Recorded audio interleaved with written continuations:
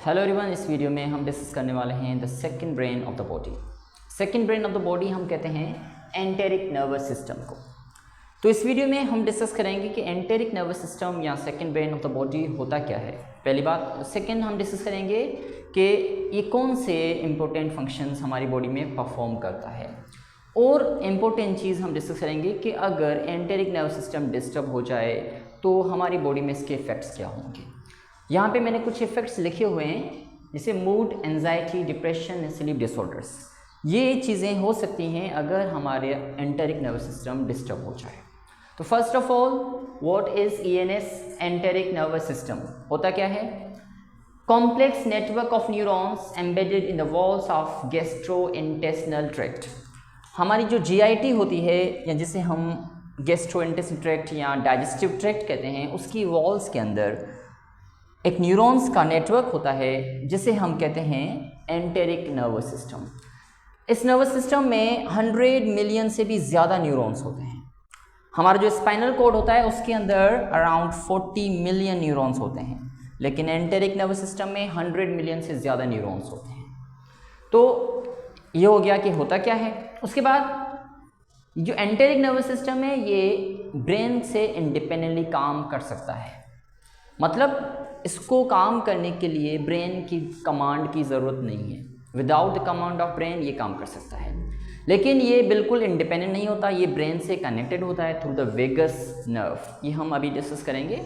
एक cranial nerve होती है जो ब्रेन से अराइज होती है और वो कनेक्ट करती है ब्रेन को with the enteric nervous system. तो अगर ब्रेन और एंटेरिक नर्वस सिस्टम को एक दूसरे से कम्युनिकेट करना होगा तो वो वेगस नर्व की हेल्प से कम्युनिकेट करेंगे। तो ये हो गया कि what is enteric nervous system, a network of neuron present in the gastrointestinal tract wall. उसके बाद अगर हम फंक्शंस की बात करें, control digestion, blood flow and gut motility.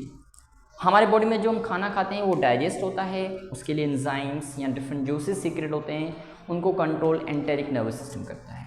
और जब वो खाना डाइजेस्ट हो जाता है तो वो खाना हमारे ब्लड के अंदर जाता है, ब्लड स्ट्रीम के अंदर जाता है। तो जो डाइजेस्टिव ट्रैक्ट का ब्लड फ्लो होता है उसको कंट्रोल भी एंटेरिक नर्वस सिस्टम करता है।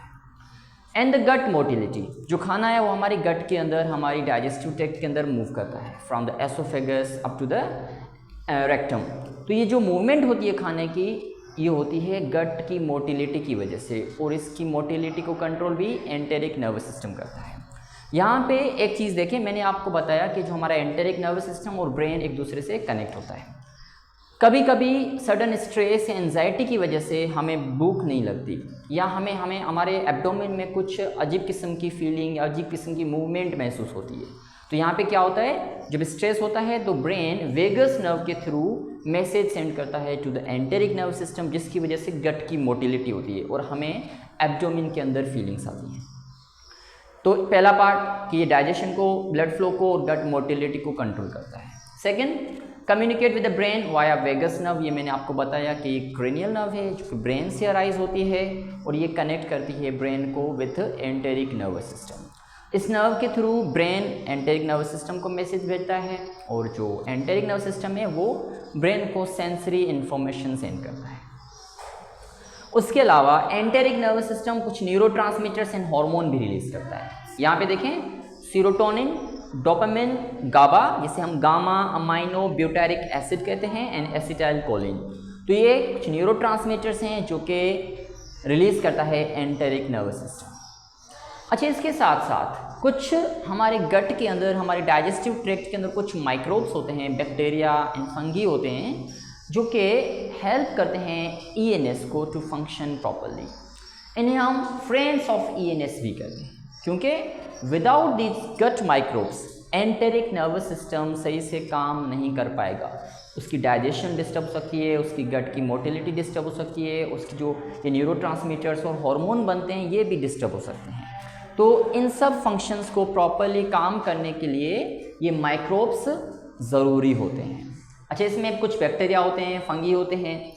ये क्या करते हैं, ये एक तो ईएनएस को, एंटेरिक नर्वस सिस्टम को मैसेज सेंड करते हैं कि आप कुछ न्यूरोट्रांसमीटर्स बनाएं, या ये खुद भी न्यूरोट्रांसमीटर्स बनाते हैं। जो बैक्टीरिया होते हैं ये खुद न्यूरोट्रांसमीटर बनाते हैं, जैसे GABA, gamma amino butyric acid, it is also produced by the bacteria और गट माइक्रोब्स। तो यहाँ तक हमने पढ़ा कि ENS होता क्या है, उसके बाद उसके सिंपल कुछ फंक्शंस। अच्छा, उसके बाद हम एक इंटरेस्टिंग चीज़ डिस्कस करेंगे कि जो ENS होता है या एंटेरिक नर्वस सिस्टम, इसकी डिस्टर्बेंस हमारे मूड को, एंजाइटी को और स्लीप को कैसे अफेक्ट कर सकती है। मतलब अगर हमारे डाइजेस्टिव सिस्टम में प्रॉब्लम आ जाए तो ये चीज़ें हो सकती हैं हमारी बॉडी में, हमारा मूड ख़राब हो सकता है, हमारी बॉडी में एंजाइटी हो सकती है, हमारी स्लीप पैटर्न डिस्टर्ब हो सकता है। तो यहाँ पे देखिए पहली point, communicate with brain via vagus nerve. जो एंटेरिक नर्वस सिस्टम होता है ये कम्युनिकेट करता है with the brain the help of vagus nerve. मतलब हमारा जो ब्रेन है और एंटेरिक नर्वस सिस्टम एक दूसरे से कनेक्टेड होते हैं। अगर ब्रेन में कोई प्रॉब्लम है तो उसका जो इफेक्ट होगा वो डाइजेस्टिव सिस्टम पे होगा, और अगर डाइजेस्टिव सिस्टम में कोई प्रॉब्लम है तो उसका इफेक्ट ब्रेन पे होगा। सेकेंड पॉइंट, 90% ऑफ सेरोटोनिन, हमारी बॉडी में जितना भी सेरोटोनिन रिलीज होता है उसका 90% सिर्फ और सिर्फ एंटेरिक नर्वस सिस्टम के अंदर बनता है। सेरोटोनिन को हम हैप्पी हार्मोन भी कहते हैं। यहाँ पे कुछ फंक्शंस मैंने लिखे हैं, देखें। सेरोटोनिन हमारे मूड के लिए अच्छा होता है और हमारे स्लीप के लिए। अगर सेरोटोनिन हमारी बॉडी में कम रिलीज़ हो रहा है तो हमारा मूड जो है वो सही नहीं होगा और हमारी जो स्लीप पैटर्न है, अच्छी नींद नहीं आएगी हमें। तो देखें, अगर हमारे ENS में एंटेरिक नर्वस सिस्टम में डिस्टर्बेंस आ जाए तो सेरोटोनिन की प्रोडक्शन कम होगी, जिसकी वजह से हमारा मूड और स्लीप में डिस्टर्बेंस आएगी। इसके साथ एक और पॉइंट, यहाँ पे मैंने आपको बताया जो एंटेरिक नर्वस सिस्टम है इसको सही से काम करने के लिए गट माइक्रोब की ज़रूरत होती है। तो अगर हमारे डाइजेस्टिव ट्रैक्ट के अंदर जो माइक्रोफ्लोरा होते हैं, बैक्टीरिया होते हैं, अगर वो डिस्टर्ब हो जाएं, उनकी पॉपुलेशन कम हो जाए तो इसकी वजह से हमारा ENS डिस्टर्ब होगा, और ENS डिस्टर्ब होने की वजह से सेरोटोनिन की प्रोडक्शन कम होगी और इसकी वजह से हमारे मूड चेंजेस होंगे और स्लीप पैटर्न डिस्टर्ब हो जाएगा। तो यहाँ पे देखिए हमारे जो गट माइक्रोब्स हैं वो इनडायरेक्टली हमारे मूड और स्लीप को इफेक्ट कर सकते हैं। उसके अलावा गट बैक्टीरिया जो होते हैं वो गाबा प्रोड्यूस करते हैं, गामा अमाइनो ब्यूटारिक एसिड। गाबा क्या करता है, यहाँ पे देखें, रिड्यूस एंजाइटी एंड स्ट्रेस, ये एंजाइटी और स्ट्रेस को कम करता है और कामनेस प्रोड्यूस करता है। तो अगर गट में बैक्टीरिया की प्रोडक्शन कम हो गई तो गाबा रिलीज नहीं होगा, जिसकी वजह से एंजाइटी और स्ट्रेस बढ़ेगा और कामनेस कम होगी। अच्छा, यहाँ पे दो और हार्मोन्स हैं, एक है डोपामिन एंड एसिटाइलकोलिन। देखिए डोपामिन जो होता है ये भी एंटेरिक नर्वस सिस्टम की हेल्प से रिलीज होता है। इसका काम क्या होता है, motivation, pleasure and reward system.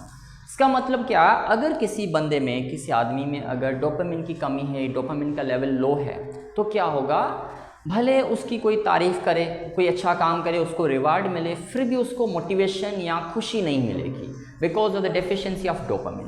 तो यहाँ पे देखें, अगर उसका डाइजेस्टिव सिस्टम ख़राब है, एंटेरिक नर्वस सिस्टम ख़राब है, गट माइक्रोब की डिस्टर्बेंस है, जिसकी वजह से डोपामिन की कमी होगी और उसकी वजह से उसको प्लेजर या मोटिवेशन में प्रॉब्लम आएगी, मतलब उसको खुशी महसूस नहीं होगी, उसको किसी काम करने के लिए मोटिवेशन नहीं मिलेगा। And third one is acetylcholine. ये हमारी मेमोरी और लर्निंग के लिए इम्पोर्टेंट होता है। मतलब अगर किसी आदमी में एसिटाइलकोलिन की कमी है तो वो चीज़ें याद नहीं कर पाएगा जल्दी से, या लॉन्ग टर्म के लिए चीज़ें याद नहीं रख पाएगा और उसको नई चीज़ें सीखने में प्रॉब्लम होगी।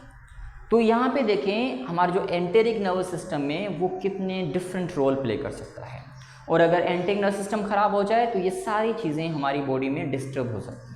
तो यहाँ तक हमने पढ़ा कि जो एंटेरिक नर्वस सिस्टम है ये हमारे mood, emotion, sleep pattern, reward system, motivation, इन सब के लिए इम्पोर्टेंट होता है। अभी हम देखेंगे कि ENS जो होता है या जो गट की हेल्थ हम कैसे इम्प्रूव कर सकते हैं। यहाँ पे मैंने कुछ चीज़ें लिखी जो हमें करनी चाहिए और कुछ चीज़ें नहीं करनी चाहिए। सपोज़ फाइबर रिच डाइट जिसमें फ्रूट, वेजिटेबल्स, ये चीज़ें आती हैं, तो ये हमारे गट की हेल्थ को इम्प्रूव करती है।